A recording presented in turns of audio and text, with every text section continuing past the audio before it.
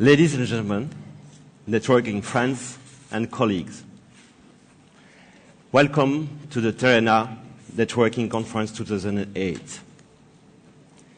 Belnet, the Belgium National Research Network, is very proud to host this year's conference. We were very eager to be your host this year because we are celebrating our 15th anniversary.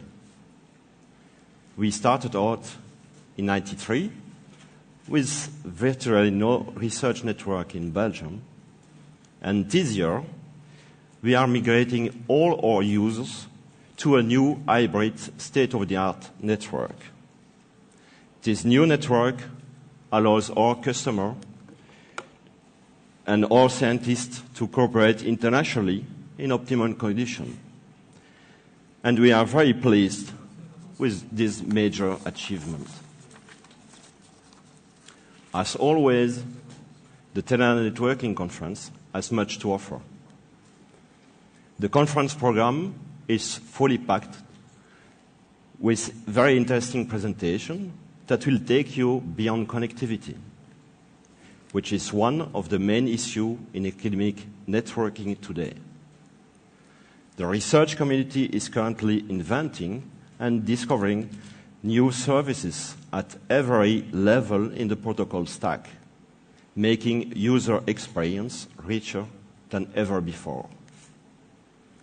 It really is a fascinating time for networkers like us, and I hope you are as excited as I am about this year's conference.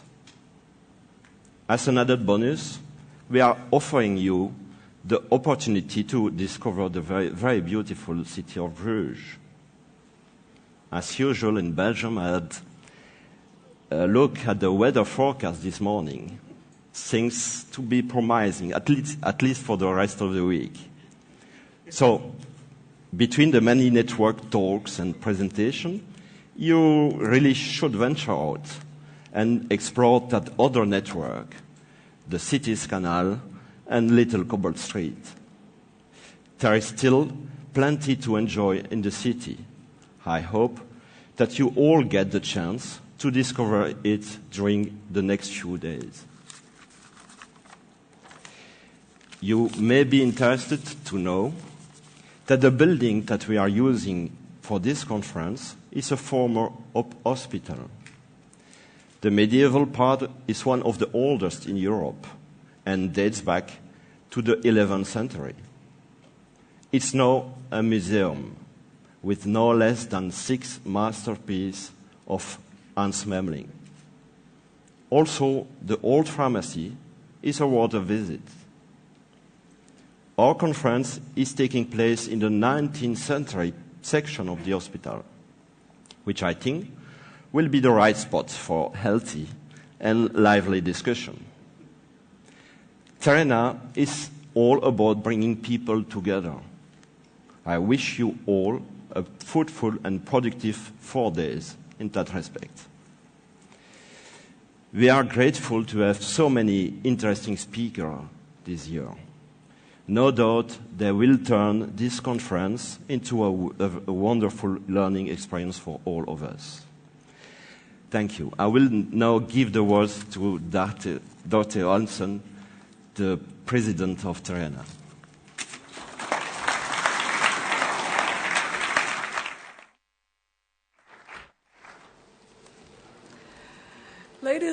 Ladies and gentlemen, as Terena President, it is my pleasure and privilege to welcome all of you to the annual Terena Networking Conference, the TNC2008.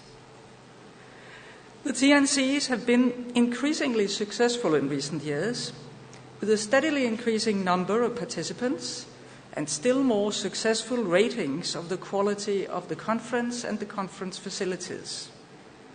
This is very positive.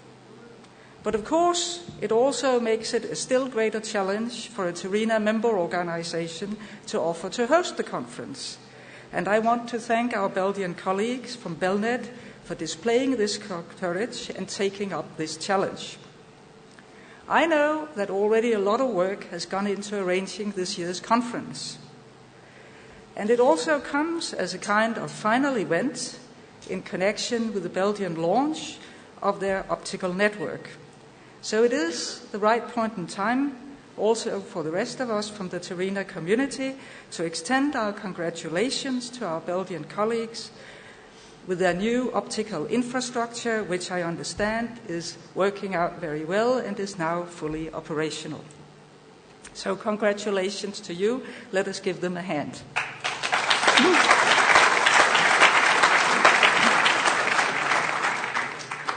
Already today, I can announce that we seem to have the largest number of participants ever for a TNC. I'm convinced that this is the result of the combined attraction of a very good program put together by our very hard-working program committee, and the fact that our conference this year is hosted in this beautiful and centrally located city of Bruges. Among the already registered more than 500 participants are 16 very special participants to whom I want to extend a very special welcome. Last year, after the TNC 2007, it was decided by the General Assembly that we should look into the possibility of encouraging talented students to come to the TNCs. Thanks to the joint efforts of several NRENs and our Vice President for Conferences, we have already this year succeeded in having 15 students with us here, and I hope they'll find it inspiring to be here, and I encourage all the older participants to get into discussions with these new young participants. Then we have a very, very special participant this year, a person known to many of you for her untiring efforts in organizing the TNCs during the past 10 years. I am, of course, talking about Carol de Groot. Carol, of course, you'd say why she is always here, but actually Carol by now has retired from the Torino office, so she is not here in the capacity of an organizer for the TNC. She is here this year as a very special participant, eagerly looking forward to have time to actually attend the sessions. I'm sure that many of you will take advantage of this opportunity to talk to Carol under more relaxed circumstances than when you were on the program committee or when you were hosting a conference and you had to have her help in solving last-minute problems, and I'm sure she will be very happy to talk to you also under these more relaxed circumstances. So, let me end by once more welcoming all of you to the conference this year and extending my heartfelt thanks to this year's host, Pierre Bruyère, for taking up the challenge of arranging the TNC.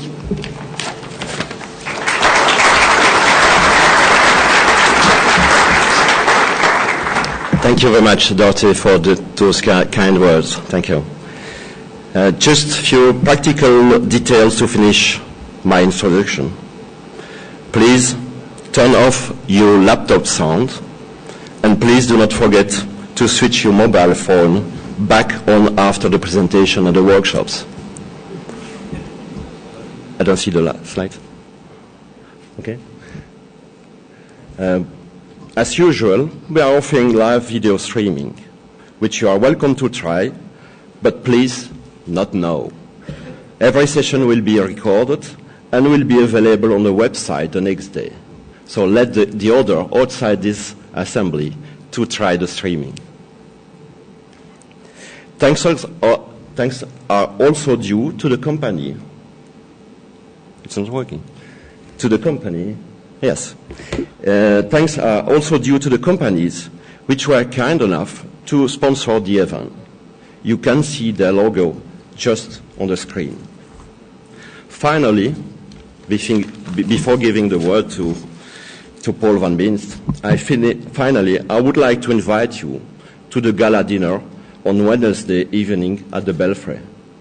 It is a unique occasion not to be missed, and I look forward to seeing you all there. So, it's now time to get down to the real substance of this meeting. It is a great pleasure to introduce to you this conference's first speaker, Professor Paul van Beemst. Some of you may know him as professor at the University of Brussels, where he lectured in both the Faculty of Science and in the Faculty of Social Science, Politics and Economics. He is also the founder and the director of the Service Télématique et Communication of the university. Others may know him through his activities in various national and international organizations, in particular in relation with the European Commission. For instance, he is the chairman of the steering committee of the European Workshop for Open Systems. And personally, as the director of Belnet, I'm very proud to be able to welcome Professor Paul van Binst to Bruges. Because when we started 15 years ago, quite a long time, with the creation of Belnet, Paul participated as one of our academic experts to the definition of the network. He took also a very active role in the former Terena organization, which was called at that time RAR. I hope you will now enjoy his very personal and idiosyncratic vision of the evolution of ICT over the last 20 years. Thank you. So, please, Paul.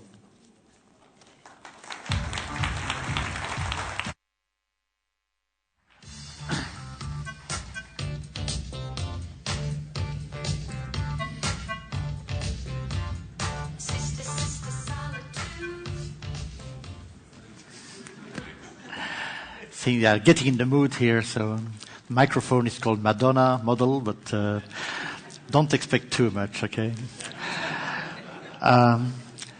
Ladies and gentlemen, dear friends, it's a very great pleasure to welcome you here. So many of you here in Belgium for TNC. Indeed, we waited a long time to see you all here. Now it's done. I am finishing my career after this summer, so if you had come to Bruges in 2009, you missed me, you know. And I missed you, so whichever is worse.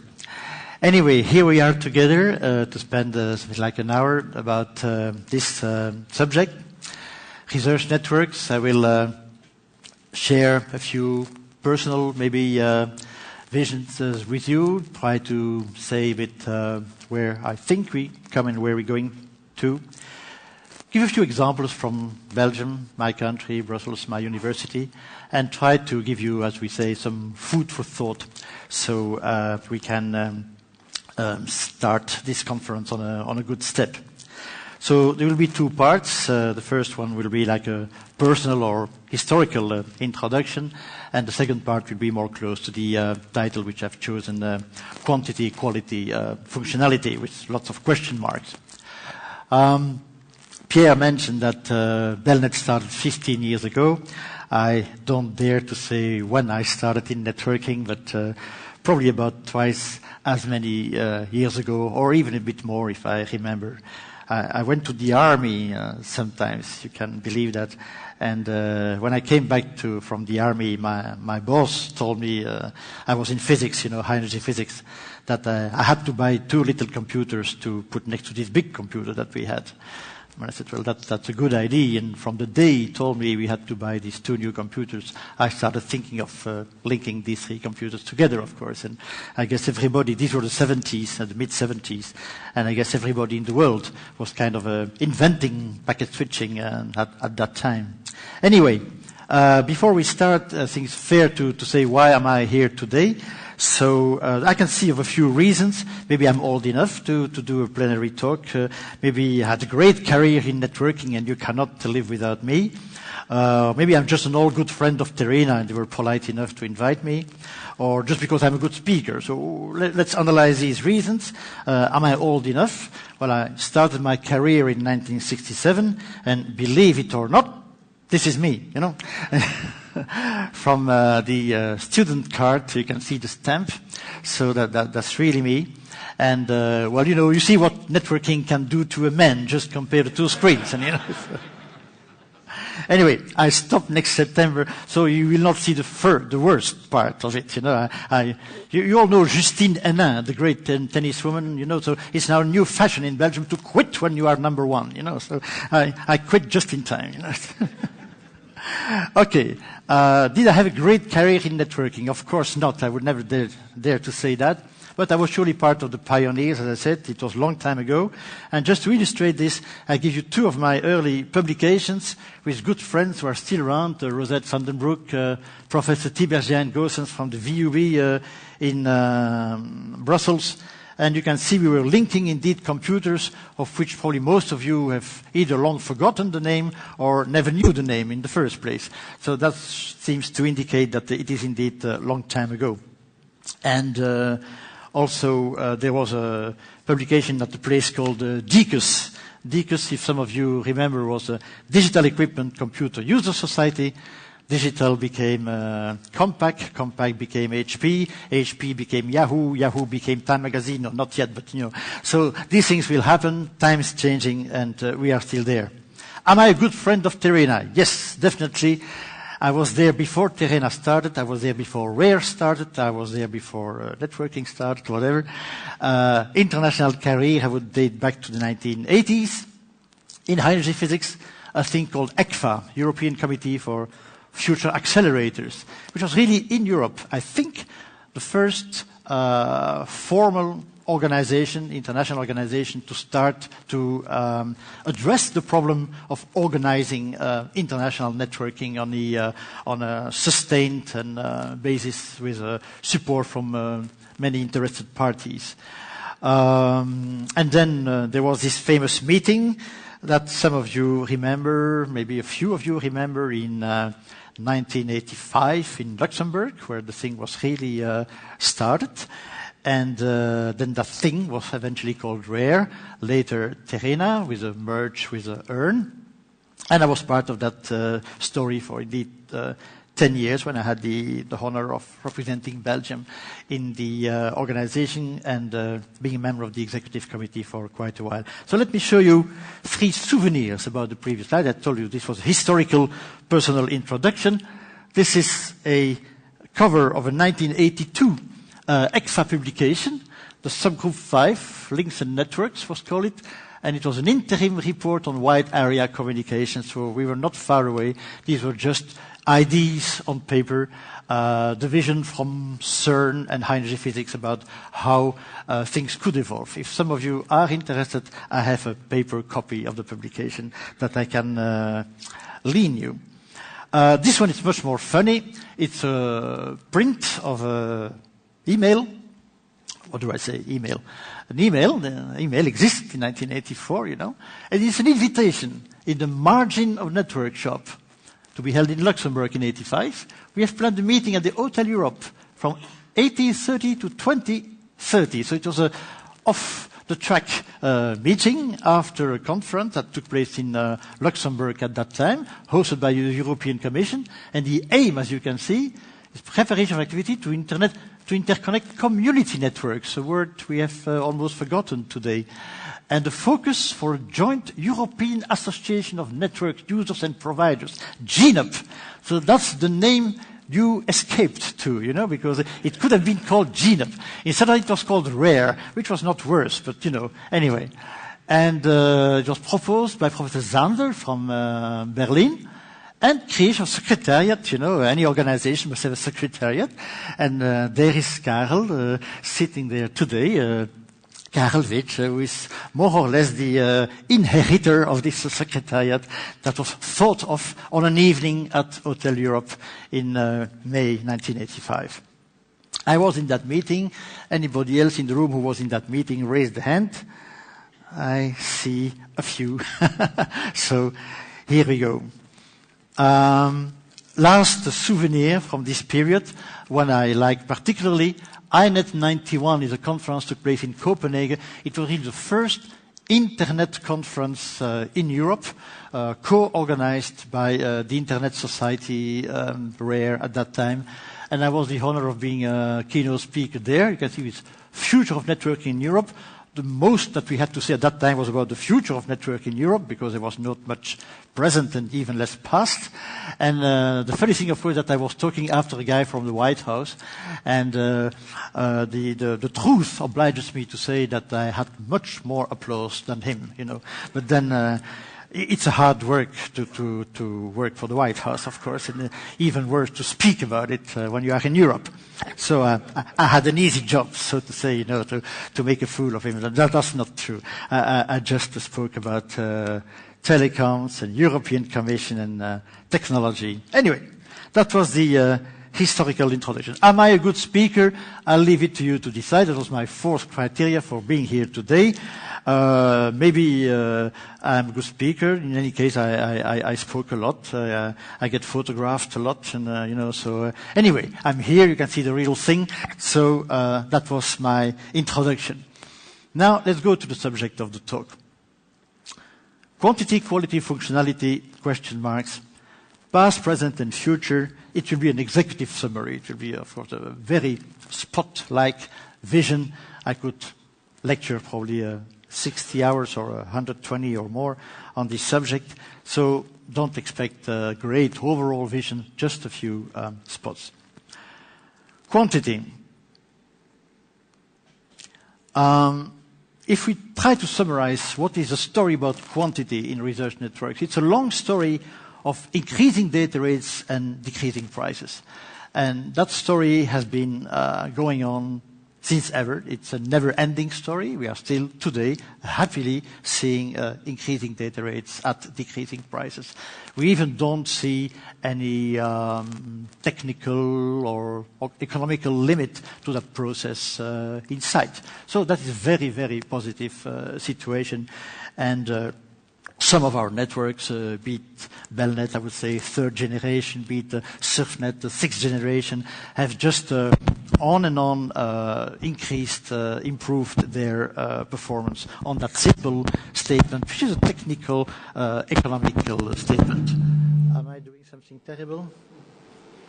I know the Madonna microphone doesn't like beards, because Madonna has no beard, of course. Is that okay? Go on? No problem. All right. Two references about this story of increasing quantity, not yet at that time at decreasing prices. I like to quote a Belgian premiere, which we achieved in 1987. Again, you can see there my researchers and Rosette and myself. We had a project called Helios, and it was towards achieving high-speed file transfer by satellite across Europe. And to tell you the numbers and the achievement, in 1987 we did 256 kilobits per second between Brussels and Paris, and that was the fastest international data transfer out of Belgium achieved at that time. So that gives you a kind of vision of where we were just about 20 years ago. And what I call a long fight was to establish a high-speed backbone, which of course today is Géant, 40 gigabit plus, or any other Lambda type of backbone network. And in the early 90s, you can see that in February 94, we had the third symposium on high-speed networking research in Europe. Now, don't be misled. These were not symposia about describing what was high-speed networking in Europe. These were symposia about trying to convince the parties that there was a need for high-speed networking in Europe. And it took 90, 91, 92, 93, many years of very hard effort at the technical level, political level, of course, economic level, to eventually establish a European backbone infrastructure.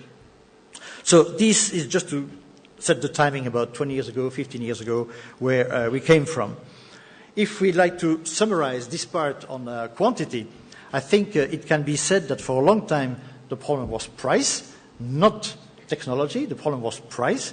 And then came this great period that maybe not all of you can exactly value, is the period 1998 to 1998, which is in fact the 10 years during which European telecoms were liberalized.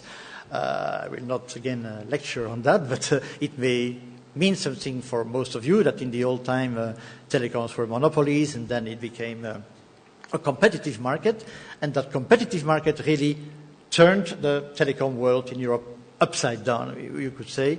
And it's even interesting to note with the hindsight, let's say, with a vision of the past, that these 10 years were written, as is usually the case, in a directive statement, a document from the European Commission approved by the Council of Europe, that on the 1st of January 1988 the process should start and should aim at being completed on the 1st of January 1998, which it eventually was for the then 12 members of the European Union. And what's interesting to know, that a number of countries, including Belgium, including Greece, including a few other ones, at the beginning of the process in 1997, asked for an extension, for a moratorium, to say 10 years may be too short. We may need 12 or 13 or 15. And a bunch of countries asked for an extra time, because they said they would not do it. It was impossible to do it in 10 years. Eventually, it was done. And on 1st of January 1998, all 12 member states of the Union were enjoying a liberalized market, including Belgium. So that was really a period that changed a lot, and the famous price-performance ratio then became totally different, because, of course, competition brought decreasing prices. So that was the easy part. Quality is a bit more complex, because there are many definitions of quality. And you, me, technical people, normal users, managers, vendors, everybody has its own way to define quality. So an old concept of quality of service, QoS, was defined essentially as technical aspects. It evolved. Today we call it more like SLA. For those who don't understand the beautiful language we speak in Belgium and in Holland, this means salad, SLA. SLA means salad, so you should not mix salad with service level agreement. That was a private joke for the Dutch-speaking people. But anyway, to learn to the non-Dutch-speaking people what are the private jokes. But QoS went into salad, but really they changed a lot from what they were. Because long time ago, we had a thing called connection-oriented circuits. Connection-oriented circuit. What is a connection-oriented circuit? It's a circuit where you specify that the sender and the receiver, so to say, are both present and in agreement of doing something before you do that thing. And if you think of it today, well, essentially a few billions of users today using telephony, fixed telephony, mobile telephony, are using connection-oriented networks today. And in that world, which is as old as telephony, like 19th century, there are some rather easy ways to define quality, because you may define things like bit error rate or jitter or transit delay and things like that. Things you still use today, but we will see in a moment, have lost some of their magic, let's say. So what happened? Of course, Internet happened. Internet and the LANs. And both Internet and the LANs introduced, of course, the connectionless networks, usually known as best effort networks. In the lower layers, we are speaking about the networking layers. And that has changed very much, because on the one hand, the definition of the network is not that it should achieve a guaranteed quality, and at the same time, of course, the upper layers have started to play a more important role. TCP in the first place, but for most people today, you, me, when we see a network, what we really see is a web page, television, streaming, whatever type of application we see. So the feeling of the definition of the quality has raised from the lower layers to the upper layers. And not only has it raised, like I say, but it has lost its technical definition, so to say. Of course, what existed before still exists. You can still measure quality in all the ways you like. But the enormous majority of people today don't do it and don't care. We care much more about what we see. We listen to news, we watch TV, something like that, and we are much more interested in the soft aspects, the application aspects of what we do, than of the underlying infrastructure. Now, this is helped by the fact that the networks are getting better and better, just like we said. And in fact, the real answer to quality for most of networks today, research networks, commercial networks, is just simply over-dimensioning. If the network is big enough, if the pipe is fat enough, well, indeed, you are not supposed to lose packets or having delays or things like that. Now, that is a vision which, of course, theoretically is not correct, because you may always imagine a heuristic phenomenon which will create a queue or an accumulation or a problem, even in the biggest or fattest pipes. So that is the situation that we are living with today. The infrastructure is normally over-dimensioned. It is big enough that you don't care about quality at that layer, and in fact you care about quality at the upper layers. So, of course, you can still, as I said before, still measure them and care about them, but most of the users, you, me, everybody else, don't care. Even if you have a contract, you are not the one who has a contract. Let me explain this. You work in a bank. You are sitting at the desk. You have clients in front of you. You use networks permanently. You are a bank employee. Somewhere far, far away in the organization, there is a network in that bank, a network manager, a CIO, and all that thing. But the man who uses the network has no knowledge, no vision, no feeling whatsoever about what it means, the quality of network. And he couldn't care less if that bank has a 1 megabit, 1 gigabit, 1 terabit network in its infrastructure. The only thing that he cares is that when he types on these little things, the answer comes and the client in front of him is happy.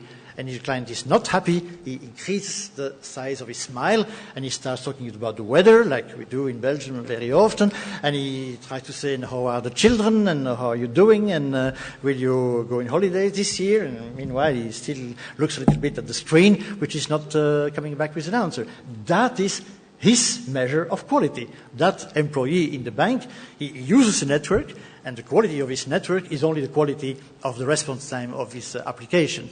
And that is, I think, a shift that has happened, and it does not concern you, of course, because you are the best people, intelligent, the top of the world, and you know all the things about the quality of networks in the lower layers. But, of course, you are the very, very, very, very, very small minority of all the people on Earth who are using networks every day.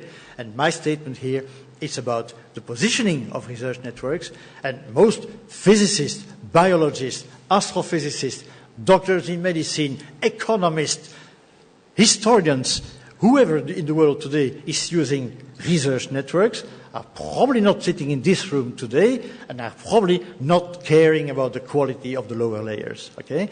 They care only about the quality of the application as they perceive it. That is a big shift which has changed. The last thing that remains to be said on that is that, of course, the Internet, due to its heuristic nature, brings a number of problems like unexpected delays and things like that. And if we say the truth, we will say that we don't care, we just live with it. Maybe we are not happy about it, but that is what it is. One example, I took it from real life, my PC at ULB. I'm, of course, in the best university, on the best Belgian network, on the best European network. I had to do sometimes some long file transfers with another place, which I will not name, a major university, well connected to its NRN. I know the place, I know the people, capital city in Europe, top networking quality, infrastructure. And my measured data rate varied from 40 kilobytes per second to 1.6 megabytes per second. It's a factor 40, like if your car was doing sometimes 160, sometimes 4 kilometers per hour. It is not nice, but it is like that. And neither you nor me, at this point in time, are in a position to change anything to that. So we live in a lousy world of quality, and we don't know why. No, that is really the hard fact. I think we have to recognize it. There is work on the table. Everybody in the room may stand up and say, I know the answer. Sure, but you all know different answers, okay? And the real answer is a very, very complex set of phenomena which nobody masters in one piece. There is no, board, like you say, an enterprise management board. You learn these things in the commercial schools, but everybody knows that you lie. You learn only stupid things in commercial schools, and you don't learn real things. And an enterprise management board can only give some image of some elements of reality, not all the many, many details underlying. So that is our situation. We live in a world of bad quality, and bad quality is essentially to do with the upper layers, while we have, in fact, excellent infrastructures below. Sometimes I push it works, sometimes I push it does not work. Yes. So my executive summary up to here about quantity and quality is that we have more than enough quantity. We don't care too much about quality, and especially so if we love the functionality. And that brings me nicely to the third point, of course. Okay? When I speak about functionality, I speak of you watching football game. I suppose a few Belgians here in the room. So like everybody, I was watching Gent-Anderlecht yesterday afternoon, final of the Football Cup. And then at 6:15, Terena cut the network, or Belnet cut the network, because the room here was only open officially till 6 o'clock. And so I couldn't watch on my screen the last 5 minutes of the match. That was a terrible, break at quality. But in any case, I was watching whichever means I had, on a little screen or something like that, something which I liked. The functionality in that case was me liking to know the result of the football match. And we all do that. We all listen to software radio, internet radio, which is sometimes not as good as it should be, but we just like the content, and the functionality obliterates, so to say, the lack of quality. So let's speak about functionality. That's not really easy, because it means a lot of different things to different people. The first thing to say is that on let's say, deterministic or reasonable terms, there is definitely no link, no rational, no rational link between functionality and quality. I explain myself. People will love to use functionality that they adore, even if the quality is lousy. And there is no limit to that, absolutely no limit. Okay? You are here in Bruges, you are 80 kilometers from Brussels, and 20 kilometers further than that is Ostend. There is a highway from Brussels to Ostend. Okay? It's a 3-lane highway, it's all right. Whenever there is a sunny Sunday in Belgium, like 2 times per year, then the whole population of Brussels gets in the car and moves to Ostend, because they want to go to the seaside, because it's a sunny Sunday. Of course, no highway in the world can take that load. So you have huge queues. Of course, you have some car crashes. You have lots of things. From my living life, I will never see, I've never seen, I suppose I will never see Brussels people not going with their car on the highway to Ostend on a sunny Sunday, because we have only 2 sunny Sundays, per year. And so you cannot miss it, I don't know if I can tell dirty jokes in a conference like this, but the story of the guy who made love only 2 times a year, and you don't know it? Okay, I'll tell you later. No, he said, me, I make love only 2 times per year. So the guy said, why are you so happy about it? It's today. Okay, never mind. Okay, that was about the sunny Sundays in Belgium. But I know you were not listening, so I said the word sex, so now everybody listens again. All right. That's functionality, I use good functionality, so you forget about the lousiness of my quality of the talk. See, that was just a practical example. Okay, 1 billion SMSs per day, 2 billion SMSs per day. Do you know, my dear people, what is 1 billion? It is 1,000 million. Do you know what that means? We say these numbers from time to time. I'm an old professor. I'm always trying to make people understand what things mean. So once in your life, today, I will help you understand what is 1 billion. And the idea is very simple. How many minutes are there in a year? Do you know that? 24 times 365 times 60. That's about 500,000, 500,000. There are 500,000 minutes in a year. Multiply that by 60, and you will know by the same token that there are 30 million seconds in a year. 30 million seconds in a year. That's a large number. Tick, tack, tick, tack, tick, tack, all year long. And we send more than 1 billion SMSs per day. Now you begin to understand what is 1 billion, okay? 30 million seconds in a year. 1 billion SMS per day. Okay? This is my only thing I want you to understand today. Okay. The service is lousy. Everybody knows it. Huh? You have to push 3 times on one to make A, B, C, and things like that. Nobody in his right mind 15 years ago would, of course, have said, what do you think of a messaging system based on a screen large like a post stamp and where you have to push 3 times on A to make a C? And if you say, forget it, of course, I will not bet a nickel on it, okay? Or a dime. Well, that's what it is. People love it, and they just don't care about the quality because they love it. Okay? That's a very, very, very strong message. And the fashion comes on top of it. Your neighbor does it. He does it faster than you. My car is bigger than you. Your car is bigger than mine, and so on. Fashion, psychology, emotions, love, hate. These are the drivers of our society. Pierre kindly said in his introduction about me, that I'm a physicist. I am a professor in the Faculty of Sciences. But since about 30 years, I teach ICT in faculties of social, politics, economics, and things like that to adult people who are already in business, okay? And I can tell you, a professor learns a lot, about the reality of the world. You talk totally differently about technology when you realize really how the world is, how the people use those technologies, what they think about it, and what makes the money go round. So, the web, be it now the most scientific web in the world, the page of your data, of your results, of your astronomy, of your measurements, of your biology, whatever, when you wait for that web page, you will wait a certain time. Okay? Because you just want to see the results. And in your mind somewhere, you don't care whatsoever about how long you wait because the result matters. Functionality obliterates totally quality.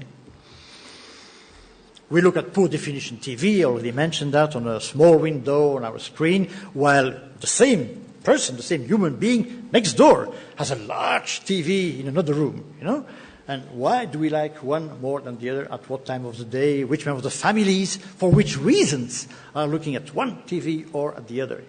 Why? When are you forgetting quality? Because you want to be different. You want to use it somewhere else. And I will not comment by courtesy for many of you people. I will not comment on what I call the phone and video conferencing tragedy. I know Peter Kirstein is in the room and maybe Juan Quemada. So we have the best European experts. I remember the MICE project, Peter, in the mid-90s or early 90s. MICE was one of the first multimedia video conferencing systems in Europe. Great European project. I'm very proud to have been part of it. We are now almost 15 years later. It still does not work. Of course it works, but it does not work like you would like your car to work, your fridge to work, or your microwave oven to work, okay? It should work all the time without any doubt, without any hesitation. It should just work reliably all the time. And I have eyes to see, I look at people and I see most people, as I say, living a tragedy because the thing is not correct, it's not working, the expert is not there, the release has changed, the version is changed, the screen is changed, the cable is not there, and it's just a tragedy. So I will not comment about it. This one I said already. Did I? I'm going back, sorry. No, that was it. Oh, sorry, there was one more paragraph. Meanwhile, and it's a very, very important paragraph because that brings me to what will be eventually my conclusions and my vision. Meanwhile, we are here under the banner of research networks, okay? And we are the best. But meanwhile, the world, this big world out there, not us, the world, the real world, is changing. And people using non-research networks are getting better and better services. And mind you, shame on us, it's better than our services, When people go to the bank, I said it before, when they go to hospital, well, they better have a good quality service, at the functionality level. It's not a matter of saying, I'm dying, but I will be saved because the network is 1 terabit. No, I'm dying, I will be saved if the doctor can do something about it, and maybe the doctor needs information about me to prevent me from dying. That's the level of quality of service you want in health service, of course. So I will just give you one example, if you allow me, a Belgian example, why not, we are in Belgium, of advanced functionality in the health world. It's a very, very nice little project. It's even not supported by the European Commission. I love it so much. And I love the European Commission as well, of course. But here it is. St. Peter Hospital is one of the largest hospitals in Brussels, also an academic hospital from my university. Hodie Vivere is a small foundation that tries to pull people together for the good. Belgacom is the main operator in Belgium. Tandberg, I suppose you all know, a very advanced company about essentially video communication and all kind of features, and that is my department. And we have this little project, which is really a pilot, a proof, just a proof of concept project, to bring real doctors in the real hospital in the emergency room for emergency cases, really where the ambulance comes in. The guy is so blooding feet, there is panic. These people must remain calm, they must try to find good action in a minimum time, the right information at the right time. What happens mostly in these emergency rooms, in the hospitals, is that you don't have, of course, the right doctor just about that case then and there. Okay? So you have to find him. Phone, run, the guy comes from another room, or he's at home, or he's on holiday, you try to phone him. That's the real situation, okay? That happens very, very often for the serious cases. And so, what we are trying to do is just try to reach the doctor where he is with a normal type of devices. So, just to illustrate the situation, about my previous point, okay? This is about health. This is no joke, okay? And let me mention that health is technical, it's academic and research, and it's a very big business, okay? And it's very, very social or political, okay? So health is a good example, to look at the real problem of where you want to bring functionality and quality at the same time. Just for the fun, I show you the little drawing. It has no importance whatsoever, but it exists, so I show you, I'm a little bit proud of that. This is the emergency room, with a camera and a thing. And this is Tandberg equipment, and here is a doctor room with Tandberg equipment, so you have on the local area network a kind of a direct, very, very high quality, high definition system. And then you can go to all kinds of networks to the doctor at home.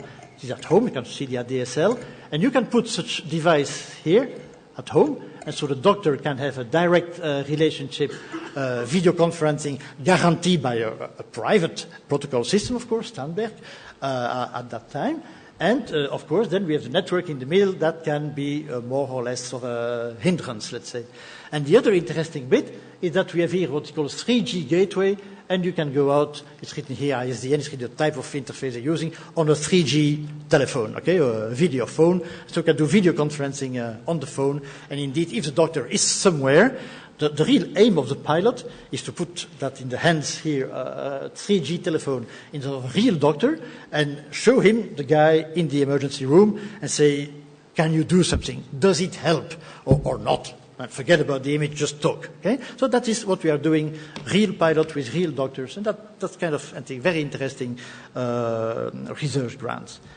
Just for the technicalities, the whole thing is being recorded, everything for ethical reasons, let's say.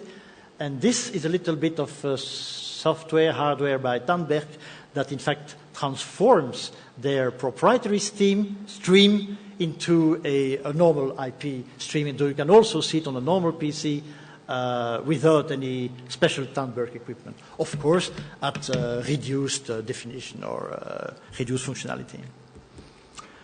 Okay, so more about functionality and research networks. What I'm trying to bring slowly to my vision here is we are doing well what we are doing.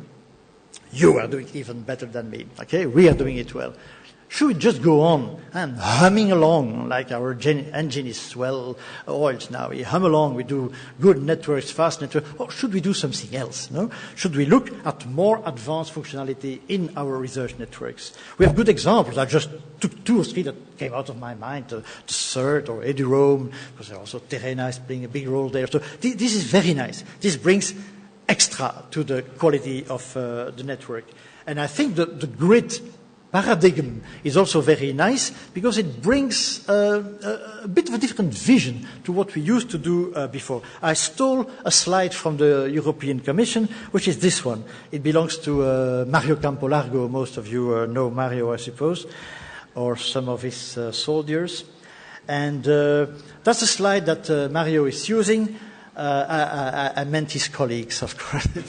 But, that's a slide that Mario is using. You have the infrastructure. It's supposed to mean NRAN and Géant, let's say something like that. And then you build on that, and you build a second layer, and that's what you would call a E-infrastructure, which is in fact the name of the unit of Mario, and that would be grid, for instance. And then, in fact, I stopped there, but there was a third layer on this slide where you bring applications, and then you have physics, astronomy, biology, and so on. So what I want to share with you here is this vision, which is not easy at all. This is new. Most people know we are, I mentioned that before, we are first generation people, okay? It's mostly us who did all these things. And then now people of 30 years of age are coming up to replace us. But we are still doing what we did 20 years ago. We started it. Internet is all the same thing.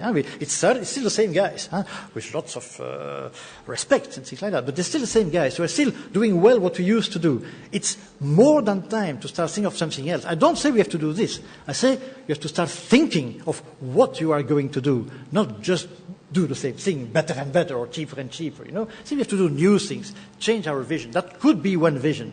Now, I will not. Tomorrow afternoon, you have a little session on grid, and it will be spoken about the EGI, this proposed European Grid Infrastructure Initiative. Nobody knows what it is, okay? And for many people, we are replaying the game of the lower layer. We are rebuilding Géant, Dante, NRAN, whatever, Belnet is part of it. We have B-Grid, the Belgian grid, which is today, I think, a very nice achievement. But this is all a new layer, and we don't know exactly how these two will interact. And should we externalize, outsource, or should we integrate in the networking infrastructure more of these new functionalities? These are real new questions which are now being asked. Of course, I must have a slide about B-Grid. You will forgive me. I cannot skip a slide on B-Grid. So it's a very nice achievement. We have more than 800 CPUs, 600 valid certificates, we had 600,000 jobs, 150 years of CPU time in 2007. 150 years of CPU time on 800 CPUs. That's about 20% sustained all year long, which I think is a very reasonable number. And we are ready to compare it with other grids in other places. And we are integrated in EGEE, which has itself more than 40,000 CPUs. We're integrated with NL-Grid, our Dutch colleagues, and researchers can share part of the infrastructure. And we are indeed ready to become a national grid infrastructure in the future EGI, if that is what is going to happen. That is still today under study. And again, tomorrow is a session on grid, and my colleague Rosette van der Broek, who works for Belnet, is the B-Grid coordinator, will also be here tomorrow. Now, functionality, from time to time I put the word sex to wake you up. So again, it's quite clear that whatever we do is less sexy than, I don't know, Google Earth or YouTube or Via Michelin or DVB-H. You all know DVB-H, the new standard to bring TV on your mobile telephone. So that is really sexy. That is what will sell or is already selling by the billions, okay? Number of hits for Google, number of hits for Via Michelin. Via Michelin is the Michelin guide, and you can find your way. There are others, of course, but these are sexy things. Do we need that? That is my real question. So I put a lot of question marks. Like a good professor, when you put question marks, that will be the questions for the examination, okay? But you have no examination, so take it cool. But here are the real question marks, How separate can NRENs remain from the rest of the world? And you see the alternative. Should we remain separate from the rest of the world? Should we be separate, or remain, or are we separate today? Yes. And, or from other services, or from other public services. Take the health. The health is a very good example. It's usually a public service, but with a very, very strong business aspect. So should research networks remain sort of a lean, clean, pure, virgin, if I say that word? Or should we make a sin, like the Virgin one day makes a sin? And should we make a sin and go with the rest of the world, with the commercial world, with the business world, with the sexy world?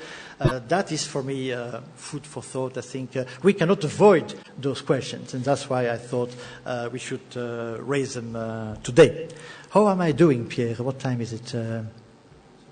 It's okay? All right. If you don't stop me, I'll keep you until the reception time.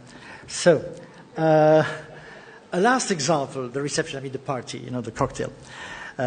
Anyway, last example, if you allow me, of trying to prove my point.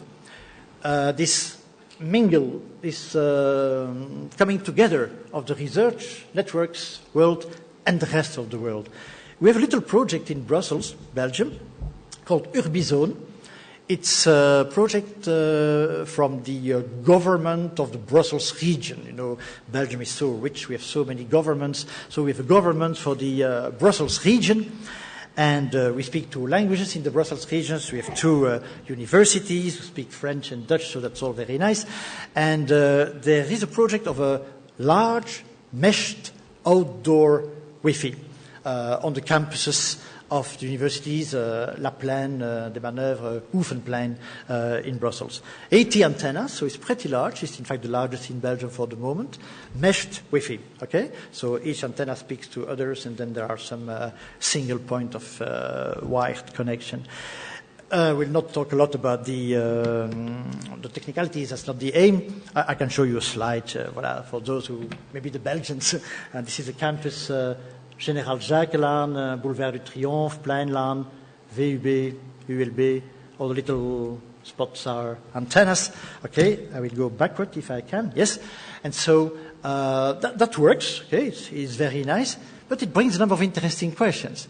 Because the universities, both universities, have, of course, their own network. That network is connected to Belnet. It's indoor. Or it can be Wi-Fi, of course. You don't stop the waves. Don't stop the waves.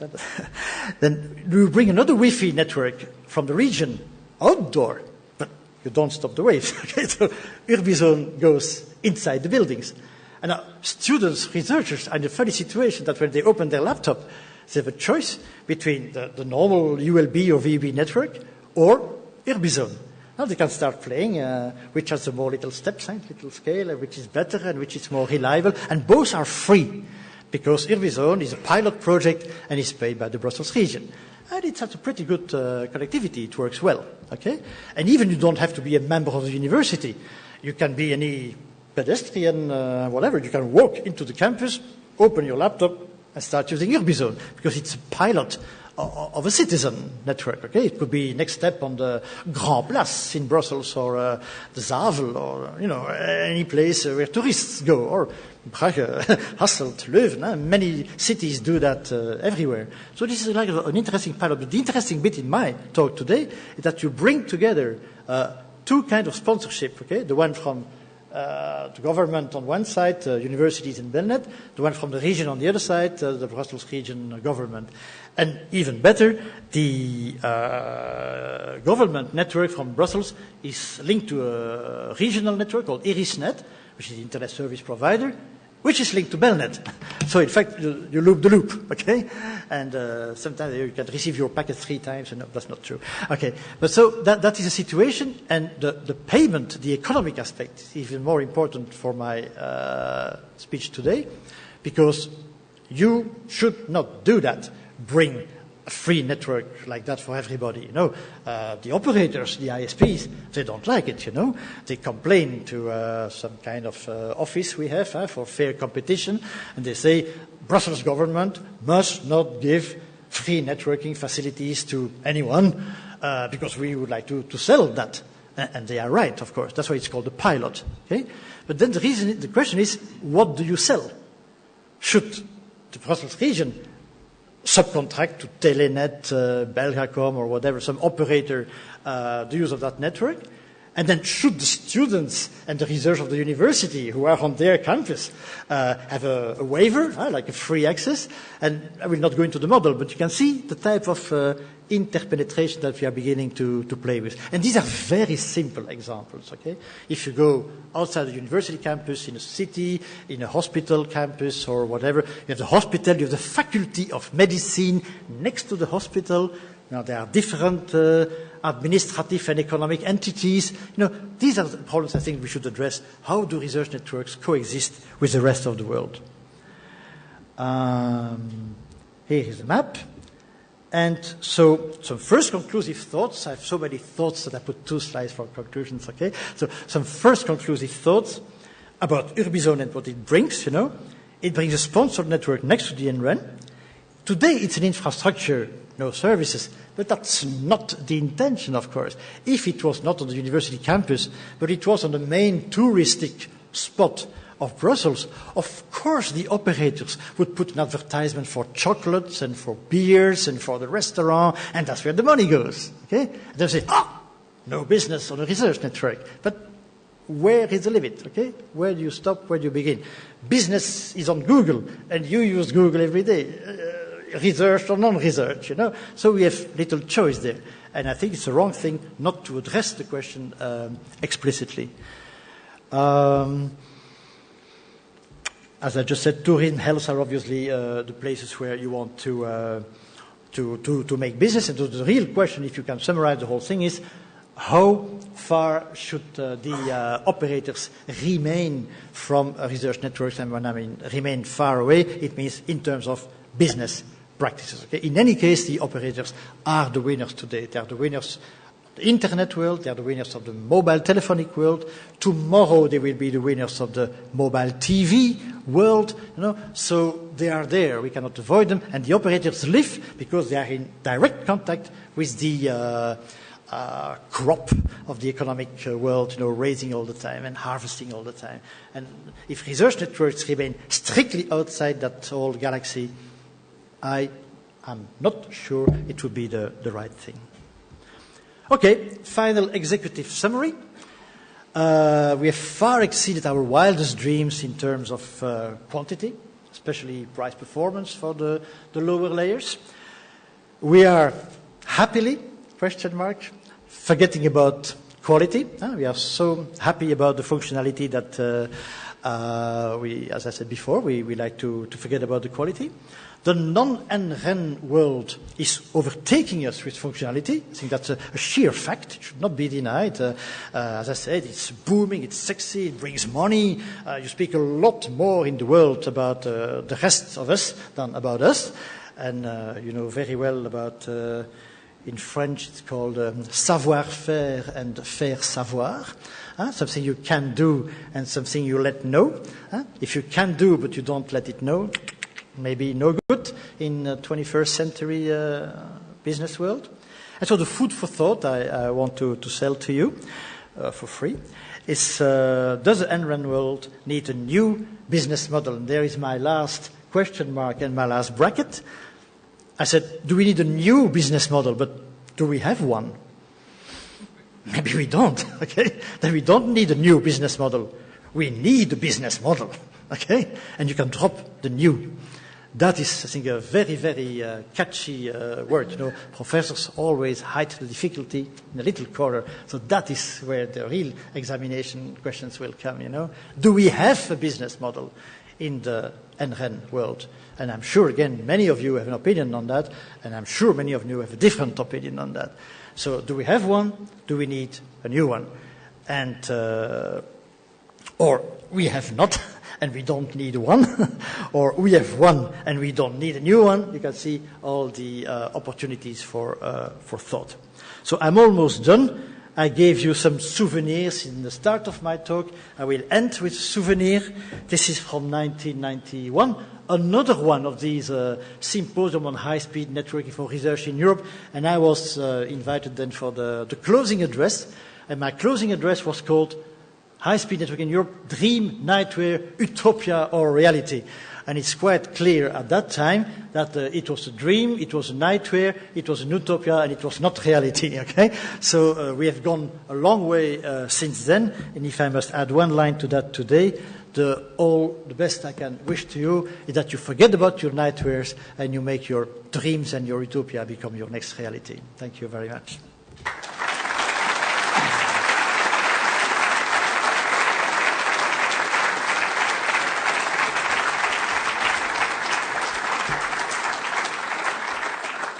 I don't know if there is time for questions.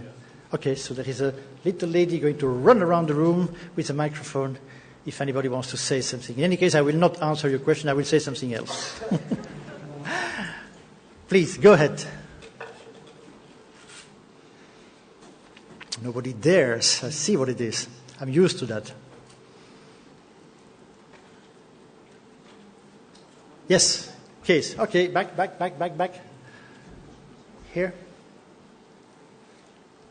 You were supposed to run.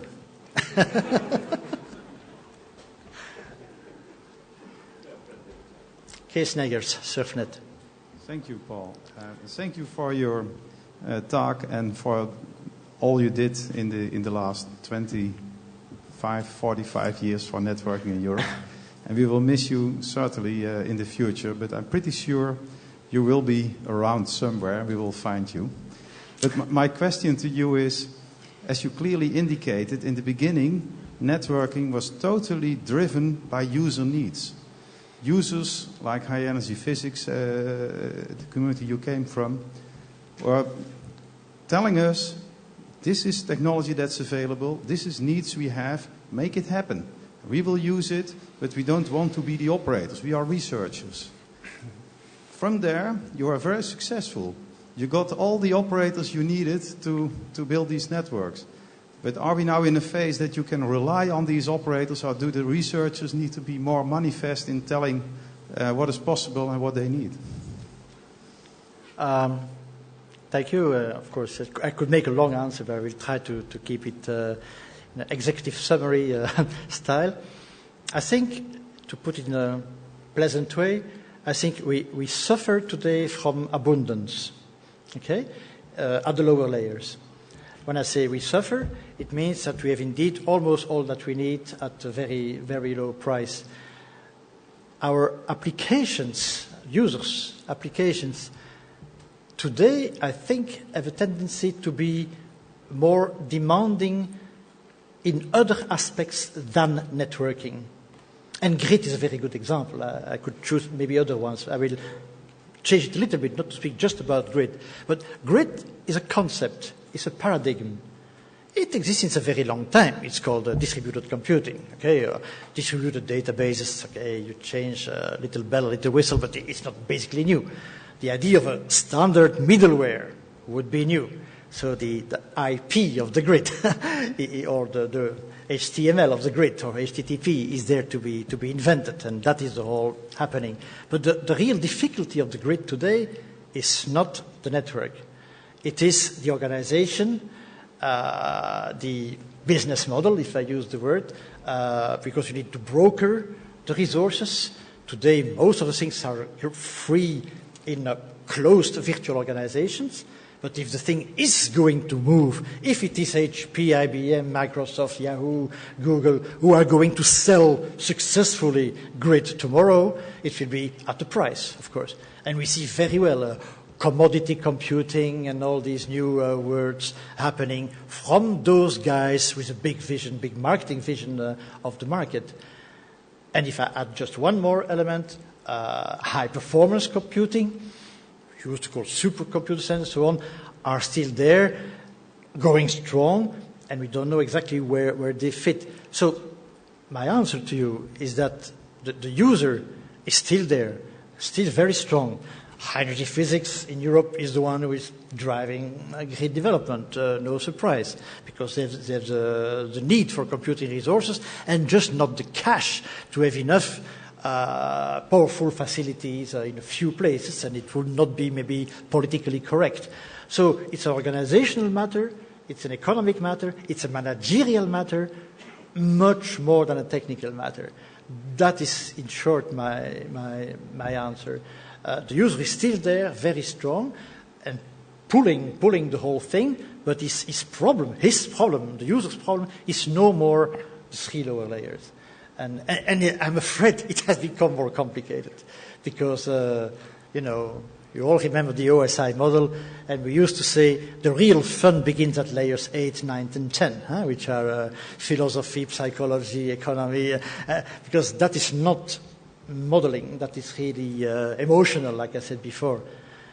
And the other little thing I may say to answer your question, when you speak about the user, yes, we are the user, but the information society, what we call the information society, has evolved since 20 years. And if we are advanced users in research, we are also normal users of Google via Michelin, Google Earth and company. And that type of user in us is overtaking our academic user or research user part. And that it's a schizophrenia, okay? And we are trying to satisfy both our pleasure of sex and emotion and things like that, and our PhD thesis and our experiment at AHC. And it's not the same world giving us the answer. And my real message is, shouldn't we bring these two worlds a bit closer together? So, yes? I'm Vasilis Maglaris, and I'm the chairman of the End-to-End Policy Committee, the GEANT Consortium. You ended your talk, very inspiring talk, by a question that we need a business model, a new business model.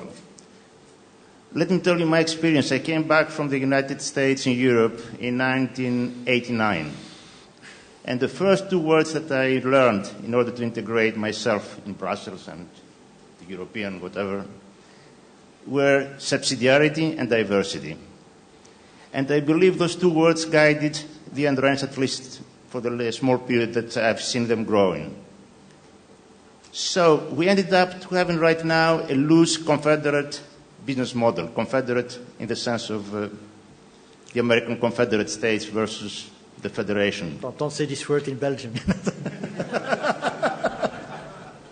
My question is, do you see times now being ripe for consolidation of business models towards a more federated, more strongly tight approach, or do you see subsidiarity and diversity still guiding us for the future?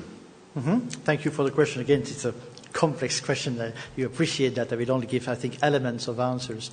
But it was known to all of you, I'm an old friend, an old practitioner of the European Commission. When you said the first 2 words you heard when you came to Brussels, I thought you were going to say European Commission, But 2 words. But subsidiarity, diversity, I think if I look back at these 25 years or so since Framework Program 1, okay, that was 1983, so just 25 years. And I think it's fair to say that the power of the word subsidiarity has diminished, has lowered in today's Europe for a number of reasons. First, I think that the number of members in the Union, when you came it was only 10 or 12, now 27. The management of the whole thing, called the European Union Treaty, is already raising major questions everywhere. And so the management of projects within that complex world is getting more and more complex. And I think a reason for that is also an emergence of another phenomenon that we all know, but which is not yet written, say, in the charts so much, and that is regionalization, if I use that word. We are so rich in Europe that most of our traditional states are giving more and more power to their regions. Again, I can make simple jokes about Belgium, but it's true everywhere. It's true in Spain, it's true in Germany, it's true in almost every country in Europe. You see that the regions, the local governments, are getting stronger and stronger and have a stronger and stronger voice. The Committee of the Region of Europe simply did not exist 20 years ago. Okay? It's a fairly recent body. You don't hear so much about it, but it's one of the legal committees that have to give its say in any decision of the European Union. And I think that's what I call the raising complexity of the landscape. So diversity, yes, that's what I try to illustrate with a number of domains that networks have to address today. Subsidiarity, I think, as such as it used to be, maybe has lowered a little bit, and regionalization has come on top of it to make the picture even more complex. But now if I go to the other end of my speech, of my thoughts, if I speak about business, the last thing you want to know when you are in business is all these regionalizations, of course. You want to sell as much as possible the same product all over the place and change only the minimal amount that needs to be changed, languages or local emotions and things like that. And that is orthogonal, okay? And that is where the difficulty of talking between researchers or academics or non-for-profit making people and business people is this orthogonality of the model. We are more towards subsidiarity, regionalization, and diversity. That's very, very clear. And the business world wants, of course, globalization. Okay? If I can make a simple joke, look where we are concerning the internationalization of the Internet. The famous A18N, I18N, for those who know that, or localization, L11N, the famous two words.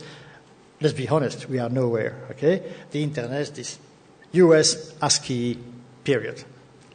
I'm joking, of course. But the vast amount of people using the Internet who are still willen of niet, on dit chez nous, de gré ou de force, using US ASCII, that is because they like it or not, in English, like it or not, you use US ASCII, okay? That's the power of business, the power of US business in that case, okay?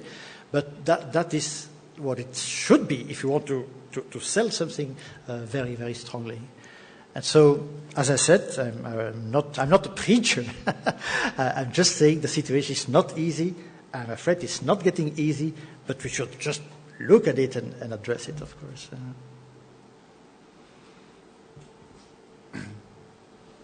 Karel Witsch, Terena. Thank you. First of all, Paul, I would like to thank you for your very thought-provoking presentation. You were saying that it's time to hand over to a younger generation, but I have heard very few people from the younger generation who can make us think like you did in this presentation. I'm not a professor myself, but I got jealous because as a professor you can ask these little questions, and I would like to put a little question to you. When this world of research networking in Europe started 25 years ago, and you were one of them, people who made it start, everybody thought that this would be a sort of interim solution for a few years, because then the PTTs would come and they were delivering our posts and our telegrams and our telexes, so they would also provide the networks that we need. That didn't happen, but as you told in your presentation, a completely new world outside research networks has come about that is offering all these sexy things and where all this innovation is taking place. And that makes me wonder about the future of the NREN world. Your last question was, do we need a new business model for the NREN world? My question would be, how much longer do we need an NREN world? Mm-hmm. Good question. It's always good to see a student who listens to you. Huh? So congratulations for the question. You are right on the point. Of course, I don't know how close you are to retirement. Maybe you want to keep your job for a little while before we suppress all the NREN world. But Pierre is even younger than you. No, I'll say simple things. I've never seen, or I've very rarely seen, the world changing abruptly in a short time. It's well known. We have seen revolutions. You all know one number is enough. There are a bit more than 3 billion mobile phones on Earth today. There were none 15 years ago. Humanity, 1 person in 2 on Earth, is doing today something he or she didn't even know about 15 years ago. That's a revolution. But, true for that it is, the old telephone is still there and growing. It's still steadily growing. Okay? 1.2, 1.3, 1.5 billion telephones. We are going, I said it before, everybody knows it, to go to the mobile television. It's written on the wall. Thou shalt have a mobile television. Okay, fine. There are about 2 billion television sets on Earth. They will, of course, not disappear. Okay? So I think what I'm trying to say is that since about 20 years, we live in this information society, which is characterized by waves and waves and waves of new technologies and new business models, sometimes accompanying them. But what we can observe is that these waves do not erase the previous world. The previous world is still there, and sometimes going strong. And so I think we can have this evolutionary path with sometimes a brand new phenomena, but they will superimpose the existing infrastructure. So it would become an academic discussion. For me, the word academic is not an insult. So it could be an academic that is an interesting discussion to say, will the NRANs disappear? Okay, it's an interesting discussion. But if they disappear, there is no indication whatsoever that they would disappear quickly. You see? If there was a new concept, a new business model, a new thing that services better the needs of the users, well, probably a number of users would still be using Belnet for some things and would be using the new thing for some other things, like we are using the mobile phone and the old phone and sometimes even a fax. Okay? So I think technologies and models come on top of each other. And the NRAN model, yes, of course, it was an underlying spirit of my talk, I think is beginning to show its age, okay? When I put the new between brackets about business model, I think if we go more to a private conversation, which this is now, although I suppose I'm being broadcasted all over the world, but I'm talking now like a private opinion and not like a vision I'm trying to share with you. I just give my opinion. Yes, I think NRANs have no business model. They work well. But at the time, like you say very well, we thought of it in the first place. It was so complicated then to put together this early infrastructure in a changing world and with the unexpected internet for most of the people, that catching with reality and building a model was just as good as we could achieve. And in fact, we have been quite successful. But I think because of history, probably, I don't say it could have been better than it had. No, I think it was done very well. But it's definitely time to give it a second thought.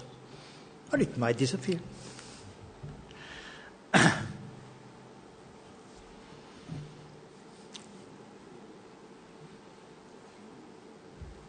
Anyone?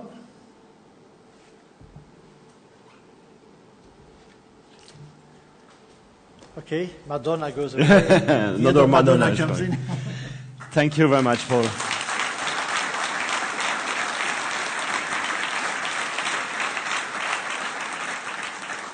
I'm not sure you will share all of his vision, but it was certainly a good moment a good way to start the conference. Thank you once again, Paul. So the only thing I have to do now is to invite you to the coffee break. And after the coffee break, we have in parallel 4 sessions. And last but not least, don't forget the opening session at 7:30 this evening. Thank you very much.